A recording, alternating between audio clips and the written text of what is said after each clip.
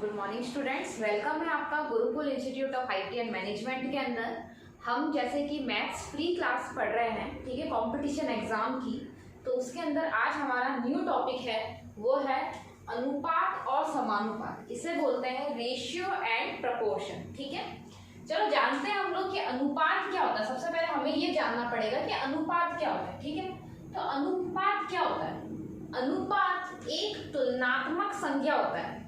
Ratio is a comparative quantity. ठीक है, मतलब एक तुलनात्मक संख्या। तुलनात्मक संख्या का क्या मतलब होता है, मैं बताती हूँ आपको कि आपको कुछ ऐसी वैल्यू दी हुई होगी, ठीक है, जैसे कोई संख्या लिखी है, ठीक है, इस तरह का एक निशान होगा और फिर आपकी ये वैल्यू दी होगी, एक और संख्या दी होगी, तो इसे ही हम रेशियो कहते हैं।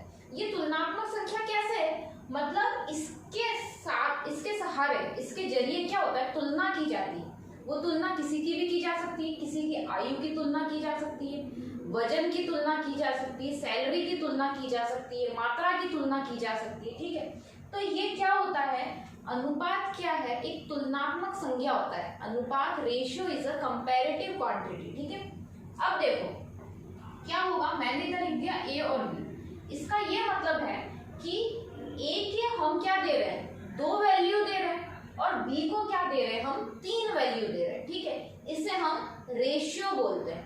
रेशियो को हम धीरे धीरे और आगे अच्छे से समझते हैं।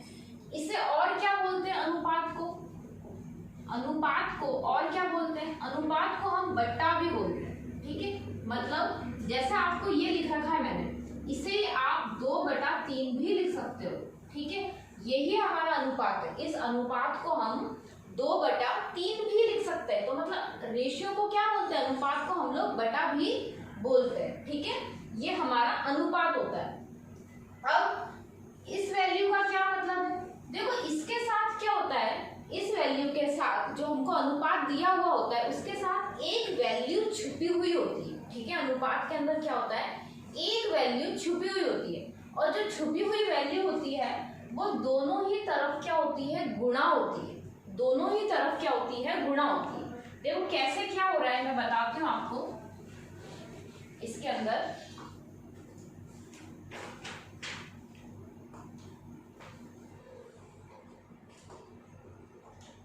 जैसे 2 है, ठीक है, और ये 3 है। अब मैंने बोला कि एक जना है ए, एक कोई व्यक्ति है ए, जिसकी उम्र कितनी है, 12 वर्ष है। इसकी उम्र कितनी है, 12 वर्ष है। एक कोई व्यक्ति है बी, इसकी उम्र कितनी है, इसकी उम्र है 18 वर्ष। इसकी उम्र कितनी है, 18 वर्ष। ठीक है, तो हम क्या लिखेंगे, ए की उम्र और बी की उम्र, ये उनका रेशियो हो गया। हम क्या करते हैं, इसके अंदर कंपैरिजन करते हैं, तुलना करते हैं रेशियो के अंदर। तो इसकी उम्र क्या बोली मैंने, ए की उम्र कितनी है, 12 वर्ष है, बी की उम्र कितनी है, 18 वर्ष है।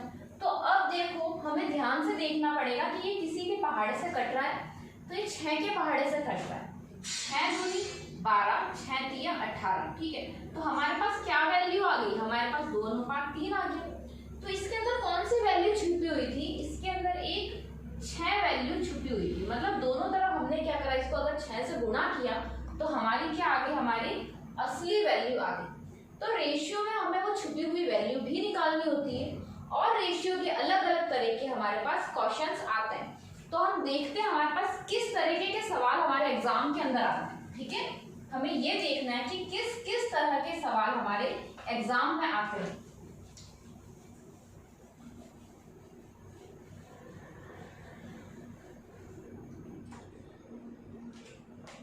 एक सवाल ले लेते हैं हम।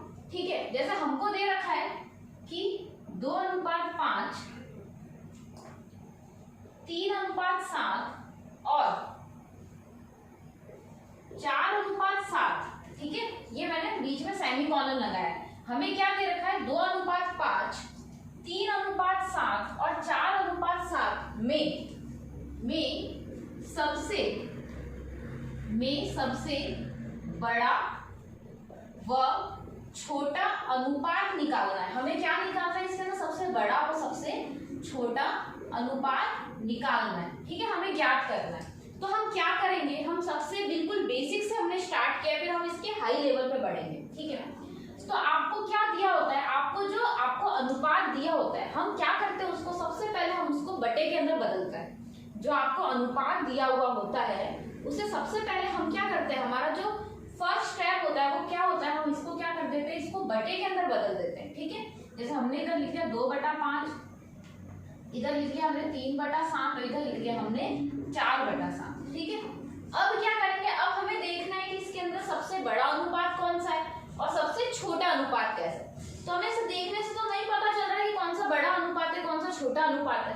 तो अब हम क्या करेंगे, इसके अंदर एक जीरो लगा देंगे। ठीक है, क्या कर देंगे हम, इसके अंदर एक जीरो लगा देंगे। तो जीरो लगाने से हम देखेंगे कि अगर 20 5 से जाएगा तो इसका क्या आंसर आएगा, 4 बार कटेगा। ठीक है, वैसे ही 30 7 से जाएगा तो क्या आएगा, 4 पॉइंट समथिंग, मतलब 4.2 आ जाएगा इसका। ठीक है, 40 जाएगा आपके 7 से तो कितनी बार जाएगा, 5 पॉइंट समथिंग आएगा। ठीक है, अब देखो कटने के बाद जो सबसे बड़ी संख्या हमारे पास आई जो हमने भाग दिया, उसके बाद जो हमारे पास सबसे बड़ी संख्या है वो कौन सी है, ये वाली है। ठीक है, क्योंकि 5 पॉइंट समथिंग जो भी आएगा वो बड़ा ही है। ठीक है, और सबसे छोटी संख्या कौन सी है, ये वाली है। तो जो भाग देने के बाद जो सबसे बड़ी संख्या हमको मिल रही है वही अनुपात भी सबसे बड़ा होगा। ठीक है, जो भाग देने के बाद जिसका उत्तर हमें, जिसका आंसर में हमें सबसे बड़ी संख्या मिल रही है वह अनुपात भी सबसे बड़ा होगा, और जिसको भाग देने के बाद हमें संख्या सबसे छोटी मिल रही है वह अनुपात भी छोटा होगा। ठीक है, इस तरीके से हम समझ सकते हैं। तो ये क्या होगा हमारा, ये हमारा सबसे बड़ा अनुपात है, यह क्या है, हमारा सबसे बड़ा अनुपात है। ठीक है, और यह क्या है हमारा, यह हमारा सबसे छोटा अनुपात, सबसे छोटा अनुपात। ठीक है, समझ में आ गया होगा आप लोगों को कि हमें क्या दे रखा था, हमें अनुपात दे रखे 2:5, 3:7, 4:7। इसमें हमें सबसे बड़ा अनुपात और सबसे छोटा अनुपात निकालना है। तो सबसे पहले हमने क्या कर दिया, इसको एक भिन्न में बदल दिया। इसे हम क्या कह सकते हैं, इस बटे को हमने जो बोला बटा, इसे हम भिन्न भी बोल सकते हैं। तो हमने क्या कर दिया, इसे भिन्न में बदल दिया, मतलब 2:5 लिख दिया, 2/5 लिख दिया, 3/7 लिख दिया और 4/7 लिख दिया। क्योंकि हमें इसको काट के देखना पड़ेगा इसका आंसर क्या आता है, तो हमने इसके अंदर एक 0 0 0 लगा दिया तीनों के अंश में। अच्छा, मैं आप लोगों को ये भी बता दूं कि कोई भी संख्या अगर बटे में है, कोई भी संख्या अगर बटे में है तो ये जो ऊपर वाली संख्या होती है इसे तो हम अंश कहते हैं, और जो नीचे वाली संख्या होती है इसे हम हर कहते हैं। ठीक है, ये मैंने बताया नहीं था आप लोगों को कि अगर कोई भी संख्या इस तरीके से बटे में होती है तो जो ऊपर वाली संख्या उसे हम अंश कहते हैं, और जो नीचे वाली संख्या होती है उसे हम क्या कहते हैं, उसे हम हर कहते हैं। ठीक है, तो हमने क्या कर दिया, इसके अंश के अंदर सबके अंदर 0 0 0 ऐड कर दिया, फिर उसको हमने भाग दिया।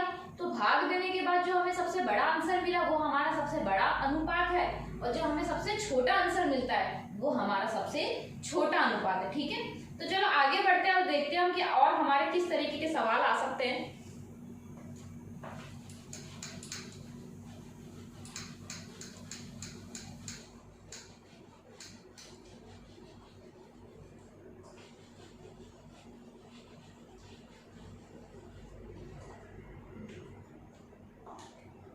देखो और कैसा सवाल कैसा घुमा के आ सकता है, किस तरीके का और आ सकता है। सपोज आप लोगों को ऐसा दे दिया 2/5, ठीक है, 3/7 और 8/9। ठीक है, इसमें क्या करना है आपको, इसमें सबसे बड़ा भिन्न और सबसे छोटा भिन्न ज्ञात करना है। इसमें क्या करना है हमें, सबसे बड़ा भिन्न, सबसे बड़ा भिन्न व सबसे छोटा भिन्न ज्ञात करना है, छोटा भिन्न ज्ञात करना है। ठीक है, तो देखो मैंने क्या बोला कि जो हम बटा में लिख रहे हैं, जो हम बटे में लिख रहे हैं उसे हम भिन्न भी कह रहे हैं। ठीक है, तो यहाँ पे क्या बोलते हैं, यहाँ पे ऐसा नहीं पूछा कि सबसे छोटा अनुपात कौन सा, सबसे बड़ा अनुपात कौन सा। तो इससे क्या हम कंफ्यूज हो जाएंगे कि भिन्न क्या होता है। तो हमें कुछ नहीं करना, हमें इसके अंदर भी अनुपात ही निकालना है कि सबसे बड़ा अनुपात कौन सा है और सबसे छोटा अनुपात कौन सा है। ठीक है, तो क्या करेंगे हम, देखो अब हमको इसके अंदर भिन्न के अंदर तो दे ही रखा है, बटे के अंदर तो दे ही रखा है, तो ऐसा कैसा लिख देंगे इसके अंदर। ठीक है, हमें भिन्न के अंदर तो दे ही रखा है, मतलब बटे के अंदर तो हमें दे ही रखा है, तो ऐसा कैसा लिख देंगे। अब क्या करेंगे, इसके अंश में 0 लगा देंगे। क्या कर देंगे, देंगे, अंश के अंदर 0 लगा देंगे। अब काटेंगे, देखेंगे क्या हो रहा है, 4 बार जा रहा है। क्या हो रहा है, 4 पॉइंट समथिंग जा रहा है, वही 4.2 हो गया।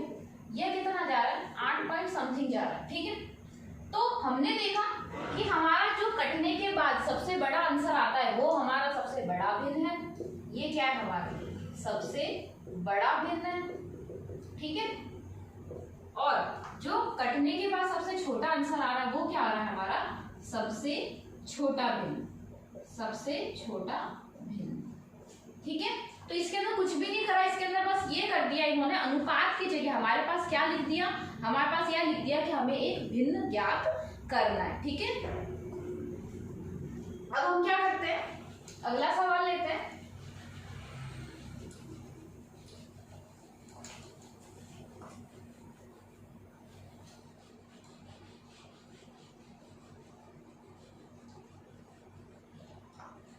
ठीक है, अगला सवाल लेते हैं अब हम। और किस तरीके के सवाल आ सकते हैं हमारे एग्जाम के अंदर, जैसे आप लोग को दे दिया 4:5, एक सवाल दे दिया आप लोग को कि हमारे पास क्या दे रखा है, संख्याएं दे रखी है 4:5, 6:7 और दे रखा है आप लोग को 9:8। ठीक है, इसका हमें क्या करना है, इसका मिश्रानुपात निकालना है। इसका क्या निकालना है, हमें मिश्रानुपात निकालना है, इसका मिश्रानुपात ज्ञात करना है। ठीक है, क्या बोला है आपको क्या दे दिया, अनुपात दे दिया। अब क्या बोला है आपको, मिश्रानुपात ज्ञात करना। तो देखो मिश्रानुपात कैसे ज्ञात करते हैं, क्या करेंगे हम, इन अनुपातों को सबसे पहले हम क्या कर देंगे, बट्टे में लिख देंगे। जो अभी तक हमने क्या करा, छोटी संख्या मतलब छोटा अनुपात और बड़ा अनुपात ज्ञात करने के लिए हमने अनुपातों को बट्टे में लिखा, वैसे इसके अंदर भी पहला स्टेप तो होगा वही। हम क्या कर रहे हैं, इस अनुपात को उठाया, बटे में लिख दिया, इस अनुपात को उठाया, बटे में लिख दिया, इस अनुपात को उठाया, बटे में लिख दिया। अब हमें क्या करना है, इसका मिश्रानुपात निकालना। तो मिश्रानुपात निकालने के लिए हम बीच में क्या कर देंगे, गुणा का निशान लगा देंगे। क्या कर देंगे, इसके अंदर एक गुणा का निशान लगा देंगे। क्या करने के लिए, मिश्रानुपात निकालने के लिए। अब जो जिससे कट रहा होगा उसे काट देंगे, तो देखेंगे कुछ कट रहा है क्या इसमें आपस में, तो ये कट रहा है 4 एकम 4, 4 दूनी 8। ठीक है, और कुछ कट रहा है क्या, तो 2 एकम 2, 2 3 6। इसके अलावा हमारे पास और कुछ भी नहीं कट रहा है इसके अंदर। तो अब क्या करेंगे, जो बची हुई संख्या है उसे आपस में गुणा करके जो मिलेगा हमारा वो ही हमारा मिश्रानुपात होगा। तो बची हुई संख्या क्या है, 3 9 27, 5 7 35, ये कट नहीं रहा आपस में कुछ भी। ठीक है, तो यही हमारा मिश्रानुपात है। फिर से समझेंगे हम, अभी तक हमने क्या करा, हमें सबसे बड़ा अनुपात निकालना था, सबसे छोटा अनुपात निकालना था। तो हमने अनुपातों को बटे में लिख दिया था, उसके अंश में 0 लगा दिया था और उनको भाग दे दिया था। भाग देने के बाद जो सबसे बड़ा उत्तर मिला हमें वो हमारा बड़ा अनुपात हो गया, या हमारा बड़ा भिन्न हो गया। और जो सबसे छोटा उत्तर मिला हमें, सबसे कम संख्या मिली हमें, वो हमारा छोटा अनुपात हो गया।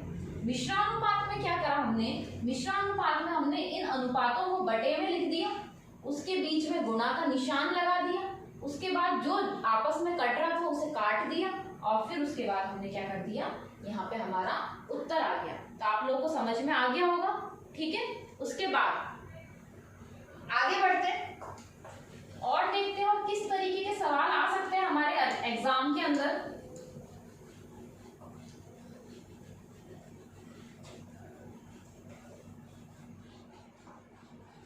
ठीक है, और कैसा सवाल आ सकता है, और सवाल आ सकता है आप लोगों के पास कि आपको A अनुपात B दिया है, ठीक है, B अनुपात C दिया है। अब आपको बोला है यदि हमारे पास, यदि A अनुपात B 2:3 है, B अनुपात C 5:7 है, तो इधर लिखा हुआ आएगा यदि, तो A अनुपात B अनुपात और C अनुपात कितना होगा। अब हमें क्या कर रखे हैं, हमें अनुपात दे रखे हैं, हमें दे रखा है A अनुपात B इतना है, B अनुपात C इतना है, तो हमें तीनों का अनुपात निकालना है। तो जब ऐसा हमारे पास सवाल आता है तो हमें क्या करना है, हमें लिखना है A अनुपात बी अनुपात सी। हमें सिंपली जो निकालना है हमने वो लिख दिया। अब हमें क्या दे रखा है, हमें वो मान लिखना है। हमें ए अनुपात बी का मान दे रखा है। ए अनुपात बी का मान क्या दे रखा है, 2:3 दे रखा है, तो हमने लिख लिया 2:3। ठीक है, और क्या दे रखा है, बी अनुपात सी का मान दे रखा है। तो देखो बी अनुपात सी का मान दे रखा है तो हम इसके नीचे लिखें। ठीक है, क्या दे रखा है हमें, 5:7। ये हमारे लिखने का तरीका होता है। क्या करेंगे, हमको जो निकालना है, हमको ए अनुपात बी अनुपात सी निकालना है, तो हमने ये लिख दिया। इसके बाद हमें क्या दे रखा है, हमें ए अनुपात बी दे रखा है, हमने वो लिख दिया। इसके नीचे हम क्या करेंगे, हमें बी अनुपात सी दे रखा है, हमने वो लिख दिया। ठीक है, अब जहाँ खाली जगह है उसके आगे उसी संख्या को आगे बढ़ा दो। तो देखो इसके आगे खाली जगह, तो इसी संख्या को हम यहाँ पे आगे बढ़ाएंगे।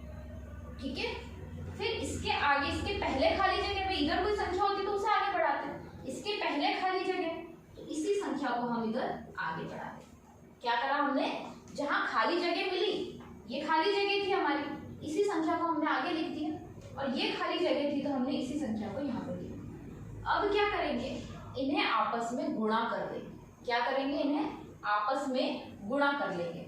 2 पंजे 10, 3 पंजे 15, 3 सत्ते 21। क्या आपस में कुछ कट रहा है?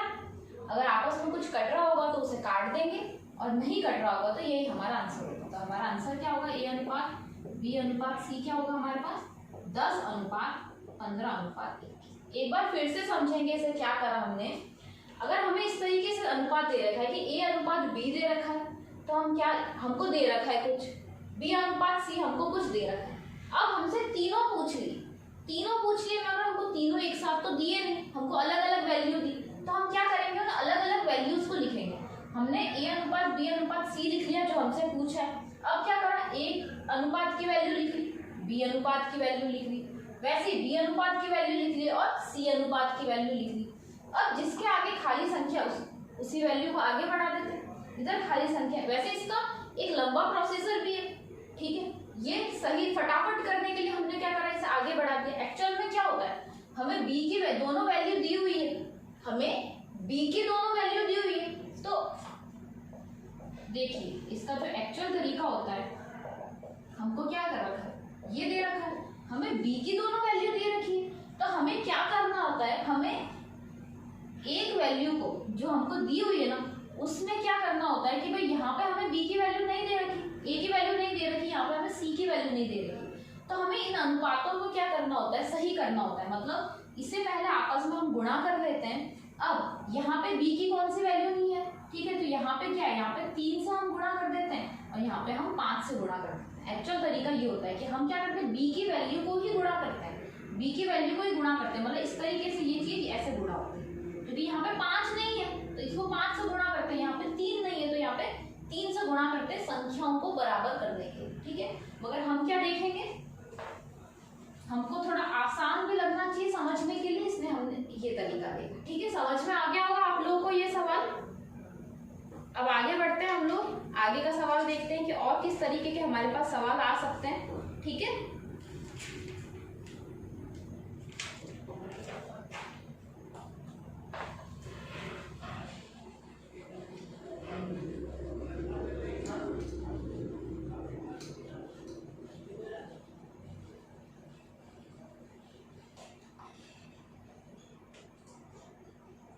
अब जैसे एक सवाल आपको ऐसा दे रखा है, यदि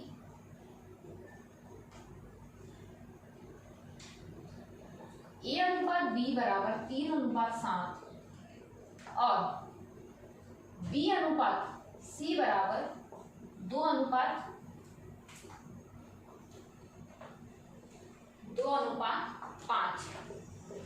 तो a अनुपात b अनुपात c कितना होगा। ठीक है, अगर हमको इस तरीके का सवाल दे रखा है, अब हम क्या करेंगे इसके अंदर, देखो अभी हमको इससे पहले सवाल में क्या दे रखा था, अनुपात में दे रखा था।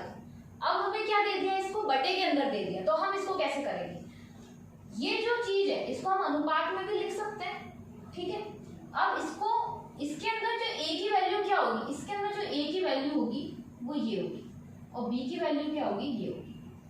ठीक है, इसके अंदर a की वैल्यू क्या होगी, ये वाली होगी और b b की वैल्यू क्या होगी आपकी ये वाली होगी, नीचे वाली वैल्यू। वैसे ही पहली संख्या पहले अनुपात के लिए, दूसरी संख्या दूसरे अनुपात के लिए क्या होगी हमारे पास a अनुपात b दे रखा हमें 3:7। तो जो हमको पहली संख्या मिली वो हमारे पहले अनुपात के लिए, और जो बटे में हमें दूसरी संख्या मिली वो हमारे किसके लिए, दूसरे अनुपात के। ठीक है, तो हम इसको इस तरीके से लिखेंगे।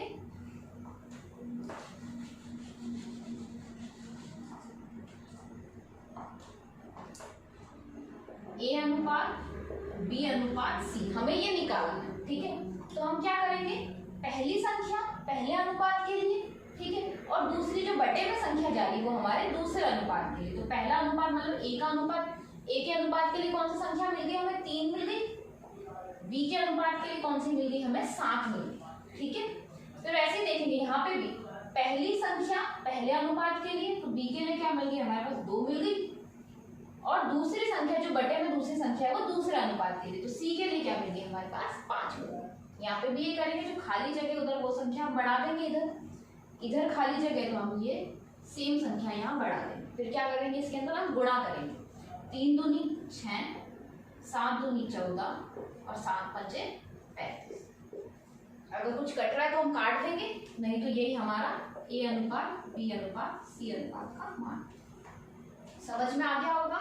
इससे पहले क्या दिया था हमें, अनुपात के अंदर दिया था, अब हमें क्या दिया है, बटे के अंदर दिया है। तो जब बटे के अंदर दिया हुआ होता है तो क्या होता है, जो पहले ही संख्या होती है वो पहले अनुपात के लिए होती है, और जब दूसरी संख्या होती है वो दूसरे अनुपात के लिए होती है। ठीक है, आगे बढ़ते हैं। और किस तरीके के हमारे पास सवाल आ सकते हैं,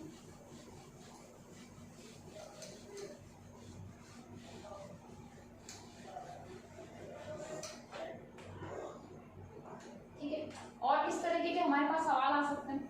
अगर आपको दिया हो यदि, ठीक है, यदि 2a बराबर 3b और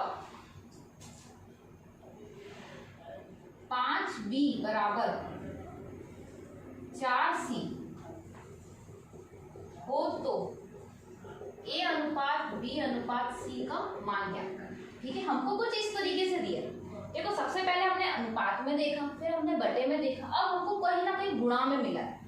2 क्या है, a से गुणा हो रहा है, तो हमें क्या करना है, हमें a अनुपात b की वैल्यू भी निकालनी पड़ेगी, क्योंकि हमको इसका तरीका कैसे पता है, हमको इनकी वैल्यू लिखनी पड़ती है यहाँ पे।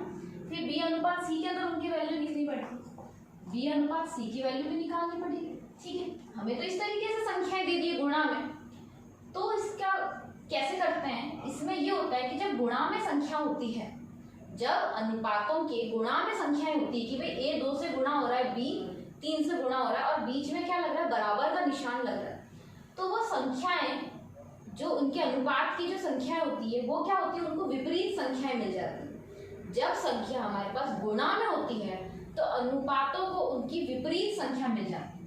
मतलब इधर a को कौन सी संख्या मिल जाएगी, इधर a को मिल जाएगी 3, इधर b को कौन सी संख्या मिल जाएगी, इधर b को मिल जाएगी 2। ये कैसे निकला हमारा, इसका निकलने का भी तरीका होता है, देखो इस तरीके से है ये। ठीक है, अब क्या करेंगे, यहाँ पे ये गुणा में, तो यहाँ पे क्या चला जाएगा, ये भाग में चला जाएगा। यहाँ पे ये गुणा में, तो यहाँ पे ये भाग में चला जाएगा, तो a के नीचे तो क्या आ जाएगा, b आ जाएगा। यहाँ पे जब गुणा में होता है तो इधर लाने के लिए हम क्या कर देते हैं, भाग कर देते हैं। ठीक है, और ये क्या हो जाएगा, 3:2, 3:2 हो जाएगा। तो यहाँ पे क्या लिख सकते हैं, इसे हम देख चुके हैं, जब इसको हम ऐसा लिख सकते हैं तो इसको ऐसा भी लिख सकते हैं। एक्चुअल तरीका ये, मगर हमें क्या करना है, इतना लंबा नहीं करना, हमें याद करना है कि जब गुणा में संख्या होती है तो वो संख्या जो अनुपात में लाने के लिए वो एक दूसरे के विपरीत हो जाती है, मतलब विपरीत संख्या उन्हें मिलती है। ठीक है, इतना भले हम नोट लिख सकते हैं, नोट लिख सकते हैं हम यहाँ पे, नोट, जब संख्या गुणा में हो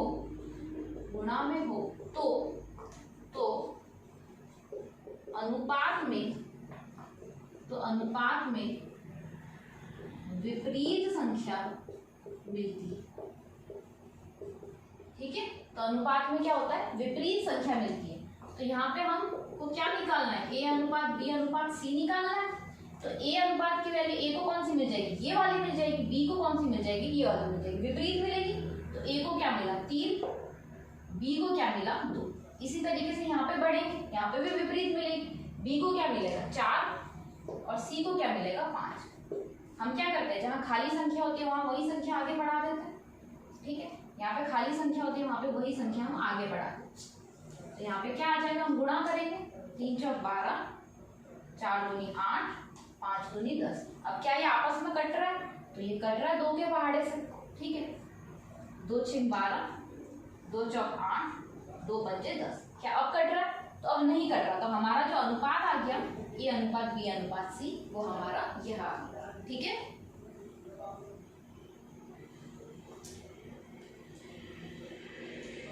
आप लोग को समझ में आ गया होगा कि इसके अंदर क्या होगा। हमने क्या करा, इसके अंदर देखो गुणे के अंदर हमें संख्या दे रखी थी और बीच में बराबर का निशान था।